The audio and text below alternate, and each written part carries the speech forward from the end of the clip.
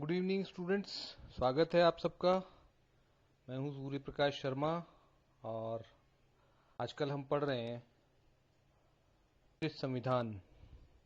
और इसमें हम पढ़ चुके हैं ब्रिटिश संविधान की विशेषताएं। आज का जो हमारा टॉपिक है वो है सम्राट एवं राजमुकुट। ये एक बड़ा महत्वपूर्ण टॉपिक है ब्रिटिश संविधान का। ये दो शब्द हैं जो बड़े ही घनिष्ठ रूप से संबंधित हैं, लेकिन दोनों का अलग अलग भिन्न अर्थ है और इस फर्क को समझना हमारे लिए बहुत आवश्यक है ब्रिटिश व्यवस्था को समझने की दृष्टि से। तो सबसे पहले तो मैं आपको ये बताना आवश्यक समझता हूं यहां पर कि ब्रिटेन एक संसदीय राजतंत्र है। वहां संसदीय प्रणाली है और राजतंत्र भी है साथ में। जैसे भारत संसदीय गणतंत्र है, वैसे ही ब्रिटेन यूनाइटेड किंगडम संसदीय राजतंत्र है। इसका अभिप्राय यह है कि वहां पर संसदीय प्रणाली को अपनाया गया है जिसमें दोहरी कार्यपालिका होती है, एक नाम मात्र की कार्यपालिका और एक वास्तविक कार्यपालिका। नाम मात्र की कार्यपालिका है वो सम्राट में निहित है। सम्राट नाम मात्र की कार्यपालिका का प्रतिनिधित्व करता है और प्रधानमंत्री और मंत्रिमंडल जो है वो वास्तविक कार्यपालिका का प्रतिनिधित्व करते हैं। एक चीज तो ये हमारे लिए समझना आवश्यक है। जो नाम मात्र की कार्यपालिका है सम्राट, वो एक समय में वास्तविक कार्यपालिका हुआ करता था और लोकतंत्र के विकास के साथ साथ इस स्थिति में परिवर्तन आया। धीरे धीरे राजा की जो व्यक्तिगत शक्तियां थी वो राजमुकुट में हस्तांतरित होने लगी। जैसे जैसे लोकतंत्र का विकास हुआ वैसे वैसे राजा की व्यक्तिगत शक्तियां जो है वो राजमुकुट यानी क्राउन में हस्तांतरित हो गई। तो इस विकास को समझने के लिए और वर्तमान स्वरूप को समझने के लिए हमें इन दोनों शब्दों के अर्थ को समझना आवश्यक है। सम्राट क्या है? सबसे पहले सम्राट वो व्यक्ति है जिसे एक निश्चित विधि के अनुसार, प्रक्रिया के अनुसार राजपद पर आसीन किया जाता है। वो व्यक्ति सम्राट है, राजा है। वो एक व्यक्ति है और एक अकेला है, इंडिविजुअल है। जबकि राजमुकुट एक संस्था है जो बहुत सारे पदों से मिलकर के बनती है। राजमुकुट में सम्राट, प्रधानमंत्री और उनका मंत्रिमंडल, उनके अधीन कार्य करने वाले लोक सेवक और संसद, ये सब शामिल होते हैं। ये सब मिलकर के जो है और न्यायपालिका भी, ये सब मिलकर के जो है राजमुकुट कहलाते हैं। अर्थात संपूर्ण सरकार को हम राजमुकुट कह सकते हैं। जबकि सम्राट एक अकेला व्यक्ति है। एक अंतर तो ये है दोनों के बीच में, सम्राट एक व्यक्ति है और राजमुकुट एक संस्था है। दूसरी बात, सम्राट इंडिविजुअल है, अकेला है, जबकि ये राजमुकुट है वो एक सामूहिक रूप में राजमुकुट कहा जाता है, जिसमें मैंने आपको बताया कि संसद भी आती है, आपकी कार्यपालिका जो वास्तविक है और नाम मात्र की है, और जो स्थायी प्रशासनिक कार्यपालिका वो भी आती है और न्यायपालिका भी आती है। ये सब मिलकर के राजमुकुट कहलाते हैं। तीसरी बात, तीसरा अंतर अगर हम देखें तो वो ये है कि राजमुकुट एक स्थायी है। राजा आते जाते रहते हैं, बदलते रहते हैं। राजमुकुट एक स्थायी संस्था है, परमानेंट है, उसका कोई अंत नहीं होता। राजा व्यक्ति के रूप में राजा जन्म लेता है, मरता है, लेकिन राजमुकुट स्थायी है। ब्रिटेन में कहा जाता है king is dead, long live the king, अर्थात राजा मर गया है लेकिन राजा चिरंजीवी हो। इसका अभिप्राय यही है कि एक व्यक्ति के रूप में सम्राट की मृत्यु हो गई है, लेकिन राजपद यानी राजमुकुट या राजमुकुट कहते हैं हम जिसको, वो अमर रहे, सदा बना रहे। तो इस दृष्टि से ब्रिटेन में राजा व्यक्ति के रूप में सम्राट और एक संस्था के रूप में राजमुकुट के बीच का जो अंतर है बड़ा महत्वपूर्ण है। बहुत इसको जानना बहुत आवश्यक है और उसको समझे बिना हम ब्रिटिश शासन व्यवस्था को ठीक से नहीं समझ सकते। और इसमें यह भी इंपॉर्टेंट है कि जो क्राउन है, राजमुकुट है, वैसे तो शब्द की दृष्टि से तो वो एक मुकुट है जिसको हम कहते हैं, वही होता है जो राजा पहनता है, लेकिन आजकल उसका अर्थ वो नहीं रह गया है। आजकल उसका अर्थ एक सामूहिक संस्था के रूप में बदल गया है, परिवर्तित हो गया है। और जैसे जैसे लोकतंत्र का विकास होता है वैसे वैसे शक्तियां एक व्यक्ति के रूप में राजा से ट्रांसफर होकर के एक संस्था के रूप में राजमुकुट में निहित होती चली गई हैं। और आज सारी शक्तियां ब्रिटिश शासन व्यवस्था की जो है वो राजमुकुट में निहित है, क्राउन में निहित है। यहां पर एक चौथा अंतर और हम देख सकते हैं प्रकृति को समझने के लिए, वो ये है कि जो सम्राट का पद है, सम्राट जो है, राजा जो है, वो राजतंत्र का प्रतीक है, राजतंत्र का प्रतिनिधित्व करता है। और जो क्राउन है, राजमुकुट है, वो लोकतंत्र का प्रतिनिधित्व करता है। मैंने पहले भी कहा कि लोकतंत्र के विकास के साथ साथ शक्तियां राजा से राजमुकुट को हस्तांतरित हुई हैं। तो यही बात यहां पर भी है कि राजा जो है वो राजतंत्र का प्रतिनिधित्व करता है और क्राउन जो है, राजमुकुट जो है, वो लोकतंत्र का प्रतिनिधित्व करता है। और कई बार आजकल ब्रिटेन को कहा जाता है क्राउन्ड रिपब्लिक, मुकुटधारी गणतंत्र कह दिया जाता है कि है तो राजा लेकिन वो जस्ट लाइक रिपब्लिक है, गणतंत्र की तरह ही होता है, बस चुनाव नहीं होता, उसका निर्वाचन नहीं होता, नियतकालिक चुनाव नहीं होता, बाकी राजा की स्थिति गणतंत्रीय प्रधान की तरह ही होती है। अब हम बात करते हैं राजपद के उत्तराधिकार के संबंध में। उत्तराधिकार माने एक राजा के हटने के बाद दूसरा कौन राजा बनेगा। तो इसके संबंध में ब्रिटिश संसद ने कानून बनाया हुआ है, एक्ट ऑफ सेटलमेंट 1701 का, 1701 में बनाया गया था। और उसमें परंपरा ये है अब कि राजा का जो, सम्राट का जो ज्येष्ठ पुत्र है वो राजा बनता है, उसको उत्तराधिकारी माना जाता है। लेकिन अगर किसी परिस्थिति में राजा को अगर मान लीजिए कि पद से हटा दिया जाए या उसके संतानहीन हो राजा, तो क्या होगा, इसका निर्णय जो है संसद करती है, किस प्रकार से किसको अधिकार मिलेगा। जैसे मान लीजिए अपन बात करें पुरानी, अगर इससे पहले की स्थिति की बात करें, 1688 की गौरवपूर्ण क्रांति हुई थी, उसमें के पश्चात 1689 में जो जेम्स द्वितीय जो राजा था स्टुअर्ट वंश का, वो इंग्लैंड छोड़ करके चला गया था। और ऐसी स्थिति में संसद ने विलियम और मैरी को सत्ता संभालने के लिए आमंत्रित किया और उन्हें राजपद सौंपा। इसी तरह से सन 1701 में जो है, जो उस समय की जो महारानी थी एन, उनकी संतान न होने की स्थिति में जॉर्ज प्रथम को जो है राजा बनाया, यानी एक दूसरे राजवंश को ये सत्ता सौंप दी संसद ने। तो यानी कुल मिलाकर के आज स्थिति यह है कि उत्तराधिकार के संबंध में सारी शक्तियां ब्रिटिश संसद को प्राप्त हैं। कौन शासक बनेगा उसका नियम उन्होंने बना रखा है। और अगर कोई ऐसी स्थिति उत्पन्न होती है कि विद्यमान नियमों से कार्य न चले, काम न चले, कोई नई विषम परिस्थिति उत्पन्न हो, तो संसद ही उसका निर्णय करने के लिए अधिकृत है। तो इस तरह से हम आज कह सकते हैं कि वंशानुगत होते हुए भी राजा का जो पद है वो बहुत अधिक हद तक लोकतांत्रिक हो गया, उस पर नियंत्रण संसद को मिल गया है। तो एक तरह से वो लोकतांत्रिक पद है। नेक्स्ट है राजमुकुट की शक्तियां। राजमुकुट यानी सम्राट कह सकते हैं हम, सम्राट की शक्तियां कहें बल्कि। तो सम्राट, जैसे हम जानते हैं कि ब्रिटिश शासन व्यवस्था में कार्यपालिका का औपचारिक प्रधान है, संसदीय प्रणाली है वहां पर, और दोहरी कार्यपालिका होती है, वास्तविक और नाम मात्र की। सम्राट नाम मात्र की कार्यपालिका है, और लेकिन क्योंकि कार्यपालिका प्रधान है वो, इस दृष्टि से सिद्धांतः सारी शक्तियां उसी में निहित हैं। बहुत सारी शक्तियां उसी में निहित हैं। उसकी शक्तियां कहां से मिली हैं उसको? उसकी शक्तियों के दो स्रोत हैं मुख्य रूप से, एक तो उसके विशेषाधिकार और दूसरा संसदीय अधिनियम। इन दोनों ने उसे शक्तियां प्रदान की हैं।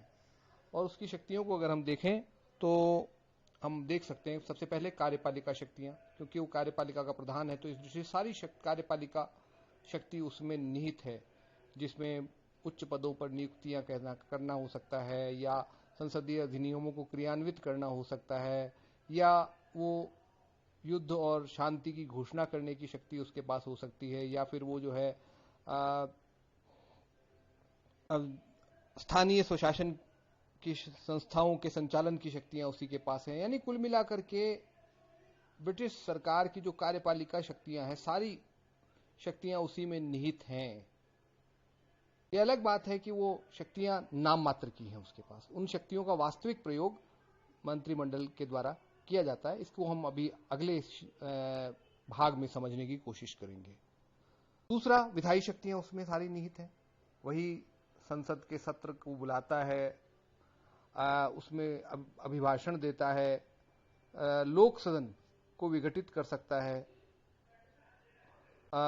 इसके अलावा जो है जो उच्च सदन है यानी हाउस ऑफ लॉर्ड्स, उसके सदस्यों की नियुक्ति करने का अधिकार भी उसी के पास है। कानून जो भी बनाए जाते हैं संसद के द्वारा, उन पर राजा के हस्ताक्षर होते हैं। यानी निषेधाधिकार भी उसको सिद्धांत है प्राप्त है, व्यवहार में भले वो इसका प्रयोग नहीं करता है या नहीं कर सकता है, लेकिन उसको ये प्राप्त है। तो इस प्रकार से विधायी शक्तियां उसको प्राप्त है। न्यायिक क्षेत्र में भी उसको व्यापक शक्तियां प्राप्त हैं। वो न्याय का प्रतीक माना जाता है और न्यायपालिका उसी के अधीन काम करती है, ऐसा मान सकते हैं हम। व्यवहार में न्यायपालिका द्वारा न्यायिक शक्तियों के प्रयोग में उसका कोई हस्तक्षेप नहीं होता, लेकिन शक्ति का स्रोत सम्राट से ही प्राप्त मिलता है न्यायपालिका को अपनी शक्ति। इसके अलावा सम्राट को जो है धार्मिक क्षेत्र में भी कुछ शक्तियां प्राप्त हैं। वो एंग्लिकन चर्च जो है वहां का, उसका प्रधान एक तरह से है, और उसका हेड होने के नाते धर्म रक्षक के रूप में भी उसको जाना जाता है। अंतिम रूप में वो सम्मान का स्रोत है। जितनी सम्मान और उपाधियां ब्रिटेन में वितरित होती हैं, नाइट की उपाधि हो, चाहे अर्ल की उपाधि, चाहे ड्यूक हो, चाहे लॉर्ड, ये जो जितनी भी उपाधियां और पद हैं वो उसी के द्वारा वितरित किए जाते हैं। तो इस दृष्टि से उसके पास व्यापक शक्तियां हैं, संक्षेप में हम कह सकते हैं। लेकिन वास्तविक स्थिति क्या है? यानी ये जो शक्तियां मैंने ऊपर बताई हैं आपको, ये सैद्धांतिक रूप में उसे प्राप्त हैं। व्यवहारिक स्थिति क्या है उसको भी समझने की कोशिश हम करते हैं। देखिए, वास्तव में ब्रिटिश सम्राट को कोई शक्तियां प्राप्त नहीं। वो एक तरह से सम्मान और गौरव का पद है, शक्ति का पद नहीं है। फाइनर ने कहा है कि ये विशाल गगनचुंबी अट्टालिका है जिसमें राजनीतिक शक्ति का शून्य पाया जाता है। सम्राट की वास्तविक स्थिति को हम दो कहावतों से समझ सकते हैं ब्रिटिश शासन व्यवस्था के संबंध में जो प्रचलित है। पहली कहावत तो यह है कि सम्राट राज्य करता है, शासन नहीं करता। और दूसरी कहावत यह है कि राजा कोई गलती नहीं करता। इन दो कहावतों के अर्थ को समझ लें अगर हम, तो सम्राट की स्थिति को समझ सकते हैं। सम्राट राज्य करता है, शासन नहीं करता, इसका मतलब यह है कि सम्राट का जो पद है वो सम्मान का पद है, गौरव का पद है, प्रतिष्ठा का पद है, प्रतीकात्मक शक्ति का पद है। व्यवहार में वो शासन का काम नहीं करता। शासन संचालन का काम मंत्रिमंडल और प्रधानमंत्री करता है। पहली कहावत तो यह है, सम्राट राज्य करता है, शासन नहीं करता। दूसरी कहावत, जैसे मैंने बताया कि सम्राट कोई गलती नहीं करता। इसका अभिप्राय यह है कि सम्राट क्योंकि कुछ करता ही नहीं तो गलती कैसे करेगा। सारी जो काम होते हैं सम्राट के, जो कार्य हैं, सारी शक्तियों का प्रयोग मंत्रिमंडल और प्रधानमंत्री करते हैं, और वे ही उत्तरदायी होते हैं उन शक्तियों के प्रयोग के लिए। शक्ति जिसे का जो प्रयोग करेगा वही उसके प्रयोग के लिए उत्तरदायी भी है, जवाबदेह भी होता है। और मंत्रिमंडल और प्रधानमंत्री संसद के प्रति उत्तरदायी होते हैं अपनी इन शक्तियों के प्रयोग के लिए। राजा का काम तो केवल मंत्रिमंडल के परामर्शानुसार कार्य करना है। क्योंकि वो अपनी मर्जी से कुछ नहीं करता, इसलिए कहा जाता है कि वो कोई गलती नहीं करता और उसके खिलाफ कोई कार्रवाई नहीं हो सकती। जो गलती करेगा, जो कार्य करेगा वही गलती करेगा, और जब राजा कोई कार्य करता ही नहीं है तो गलती कैसे करेगा। तो वास्तव में जो है कार्य करता है मंत्रिमंडल और प्रधानमंत्री। राजा सम्राट कोई कार्य नहीं करता, इसलिए न वो गलती करता है और न वो शासन करता है। लेकिन जो ये वर्तमान स्थिति है कि सम्राट राज्य करता है, शासन नहीं करता, हमेशा ऐसा नहीं रहा है। पहले सम्राट शक्ति का स्रोत हुआ करता था, शक्ति का वास्तविक केंद्र हुआ करता था, और वास्तव में वो प्रयोग भी करता था। आप लोगों ने पढ़ा होगा कि सन 1600 ईस्वी में एलिजाबेथ, जो ब्रिटेन की महारानी हुआ करती थी, इंग्लैंड की महारानी थी उस समय, उन्होंने ईस्ट इंडिया कंपनी को चार्टर प्रदान किया था भारत में व्यापार करने के लिए। तो बहुत शक्तिशाली महारानी थी वो उस समय, एलिजाबेथ। लेकिन उसके बाद 17वीं शताब्दी में धीरे धीरे शक्तियां कम होने लगी सम्राट की। कारण, कई सारे कारण रहे। 1628 का पिटिशन ऑफ राइट्स के बाद चार्ल्स प्रथम के विरुद्ध मुकदमा चलाया। संसदवादियों और राजतंत्रवादियों के बीच संघर्ष हुआ 5वें दशक में, 17वीं शताब्दी के 5वें दशक में, जिसका परिणाम यह हुआ कि चार्ल्स प्रथम जो शासक था उसको दोषी करार दिया गया और उसे मृत्युदंड दिया गया 1649 में। तदुपरांत 1649 से 1660 तक ब्रिटेन में गणतंत्र शासन प्रणाली रही, यानी 11 वर्ष तक राजतंत्र समाप्त। यही एक ऐसा समय रहा ब्रिटेन में जब ब्रिटेन में राजतंत्र नहीं रहा। सन 829 में रादर ब्रिटेन में राजतंत्र की स्थापना हुई थी। तब से लेकर के अब तक लगातार राजतंत्र चल रहा है, लेकिन ये बीच का 11 वर्ष का समय था जब ब्रिटेन में क्रॉमवेल के नेतृत्व में गणतंत्रीय व्यवस्था स्थापित हुई। प्रश्न कई बार पूछ लिया जाता है। और उसके बाद चार्ल्स द्वितीय को 1660 में पुनः राजा बनाया गया, पुनः राजतंत्र की स्थापना हुई, लेकिन शक्तियां काफी कम हो चुकी थी तब तक। 1688 की गौरवपूर्ण क्रांति ने तो उसकी शक्तियों को बिल्कुल समाप्त ही कर दिया, और 1689 में जो उस समय का जो शासक था जेम्स द्वितीय, वो इंग्लैंड छोड़ करके भाग गया, और उसकी जगह पर विलियम और मैरी को जो है संसद ने राजा बनाया, और उसकी शक्तियां बहुत सीमित हो गई। फिर वो एक औपचारिक प्रधान बन करके रह गया। 18वीं शताब्दी की शुरुआत में जब 1701 में महारानी एन के कोई संतान न होने के कारण हैनोवर वंश के राजाओं को सत्ता सौंपी गई, और हैनोवर वंश के जो शासक थे जॉर्ज प्रथम और जॉर्ज द्वितीय, उनकी कोई विशेष रुचि नहीं थी ब्रिटिश पॉलिटिक्स में। उनको अंग्रेजी भी नहीं आती थी, तो धीरे धीरे वो राजनीति से अलग हो गए, और धीरे धीरे मंत्रिमंडल और प्रधानमंत्री के पद का विकास हुआ, और उसने शक्तियां अपने हाथ में ले ली। और इस प्रकार से धीरे धीरे शक्तियां जो है राजा से मंत्रिमंडल को, राजमुकुट को हस्तांतरित होने लगी। कहने का अभिप्राय यह है। तो इस प्रकार से वर्तमान में जो राजा का पद है वो शक्तियों का पद नहीं रह गया, वो सम्मान का पद रह गया है। तो चाहे वो कार्यपालिका शक्तियां हों, चाहे न्यायिक शक्तियां हों, चाहे विधायी शक्तियां हों, सम्राट केवल उनका प्रयोग अब नाम मात्र के लिए ही करता है। जैसे हम कहते हैं कार्यपालिका क्षेत्र में अगर हम बात करेंगे, प्रधानमंत्री की नियुक्ति सम्राट करता है, लेकिन अब परंपरा ये बन गई है कि वो बहुमत दल के नेता को ही प्रधानमंत्री बनाएगा। इसलिए उसकी शक्तियां नाम मात्र की रह गई हैं। वो मन अपनी इच्छा अनुसार किसी को भी प्रधानमंत्री नहीं बना सकता। लॉर्ड्स नियुक्त करने की जो शक्ति थी उसके लिए भी नियम बन चुके हैं। पीयरेज एक्ट 2000 के अनुसार अब लाइफ लॉन्ग पीयरेज की व्यवस्था हो गई है। आनुवंशिक सदस्यता समाप्त कर दी गई है, और वो उसमें भी कैबिनेट की सलाह से उसको काम करना होता है। विधायी कार्यों में भी सारी शक्तियां अब कैबिनेट के पास हैं। राजा किसी विधि को हस्ताक्षर करने से मना नहीं कर सकता, उसे हस्ताक्षर करने ही होते हैं। अंतिम बार अगर कोई बात करें तो 1707 में ऐसा हुआ कि किसी ब्रिटिश सम्राट ने किसी विधि को बनाने से इनकार किया। महारानी उस समय जो थी उन्होंने ये तय किया, उन्होंने मतलब हस्ताक्षर करने से मना किया। उस समय महारानी एन थी, उन्होंने मना किया। उसके अलावा अब ऐसा कोई उदाहरण नहीं मिलता। तब से लेकर के यानी 300 साल से अधिक हो गया किसी सम्राट ने किसी विधि पर हस्ताक्षर करने से इनकार नहीं किया। यानी व्यवहार में वो मंत्रिमंडल के परामर्शानुसार कार्य करते हैं। न्यायिक शक्तियां पूरी तरह से अब पृथक हो गई हैं। सन 2005 के सुधार के बाद जो है अब एक स्वतंत्र और निष्पक्ष सर्वोच्च न्यायालय की स्थापना ब्रिटेन में हो गई है। तो यानी कहने का अभिप्राय है कि अब राजा केवल का जो पद है वो वास्तविक शक्तियों का पद नहीं है, सम्मान और गौरव गरिमा का पद है। तो अब सवाल ये उठता है इस परिस्थिति में कि हमने कहा कि राजमुकुट जो है, राजा का जो पद है वो शक्तियों का पद नहीं है, तो क्या उसका कोई महत्व नहीं है ब्रिटिश शासन व्यवस्था में? आवश्यक है वो पद? निश्चित रूप से इसका जवाब होगा नहीं। उसका बहुत महत्व है। जैसे हमने कहा कि वो अब शक्तियों का पद नहीं है, प्रभाव का पद है। और ये कहा जाता है कि राजा का पद अब शक्ति के बजाय प्रभाव का पद हो गया है।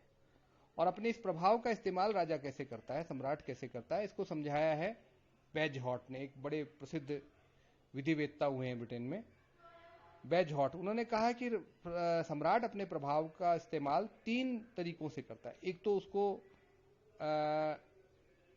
सलाह देने का अधिकार प्राप्त है, to be consulted, right to be consulted. उसको यह अधिकार है कि मंत्रिमंडल जो है उससे परामर्श करके कोई कार्य करे।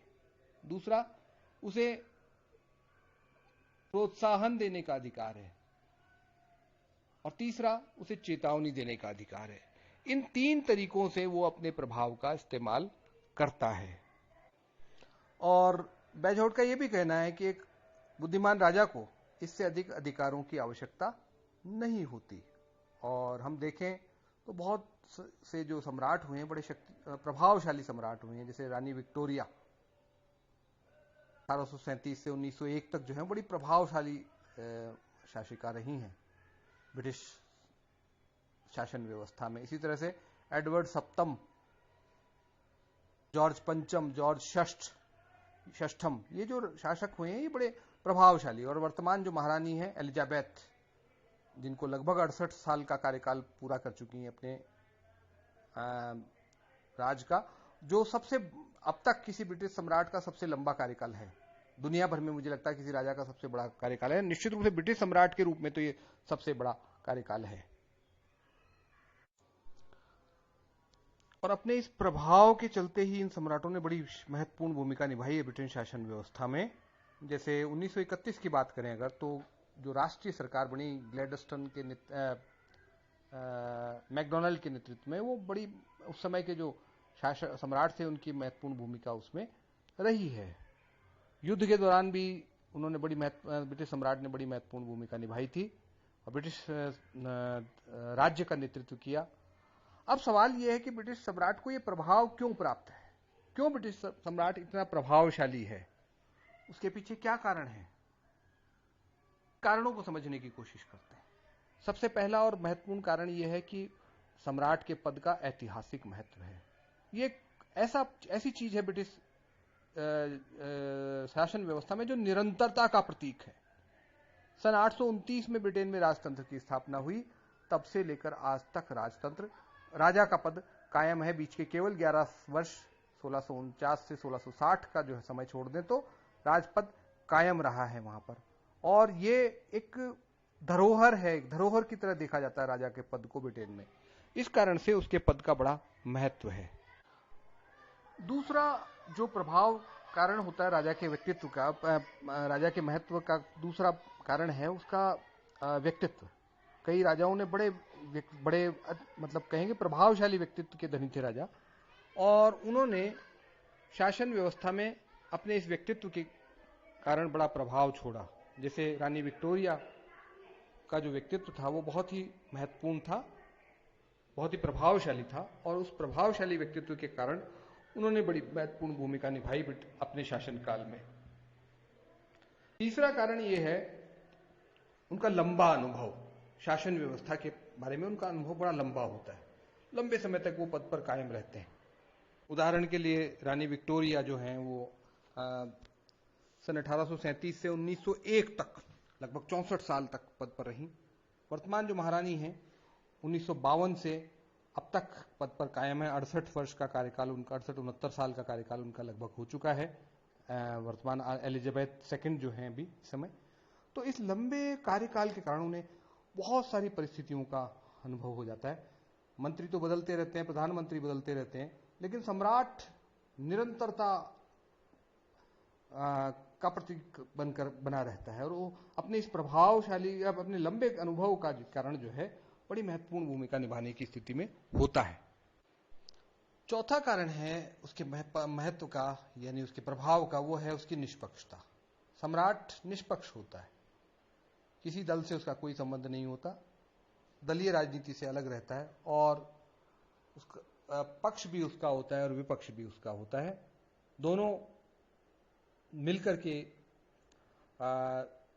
सम्राट की जय जयकार करते हैं। विपक्ष भी सम्राट सरकार की भले आलोचना करता है, लेकिन वो सम्राट की जय जयकार करता है। तो कारण सम्राट का बड़ा महत्व है। और एक और बड़ा कारण है उसके पद के महत्व प्रभाव का, वो है जनता की आस्था है उसके प्रति। जनता के दिलों में राज करता है वो सम्राट। और यही कारण है कि ब्रिटेन में आज भी, जब वो ब्रिटेन पूरी तरह से लोकतांत्रिक देश है, तब भी इस पद को बनाए रखा गया है, वहां पर समाप्त नहीं किया गया है, क्योंकि वो जनता के दिलों में बसता है सम्राट। इस कारण से उसका पद कायम है और उसका प्रभाव कायम है। अब एक अंतिम बात इस संबंध में महत्वपूर्ण है, उस पर चर्चा कर लें। राजपद का औचित्य। देखिए, वर्तमान युग लोकतंत्र का युग है। दुनिया भर में लोकतांत्रिक व्यवस्थाएं प्रचलित हैं और ब्रिटेन भी अंततः राजतंत्र होते हुए किसी भी लोकतांत्रिक देश से अधिक लोकतांत्रिक है। तो सवाल ये उठता है, कुछ लोग कहते हैं कि ये एक विसंगति है, राजतंत्र ब्रिटेन में एक विसंगति है, समाप्त होना चाहिए, क्यों बना हुआ है?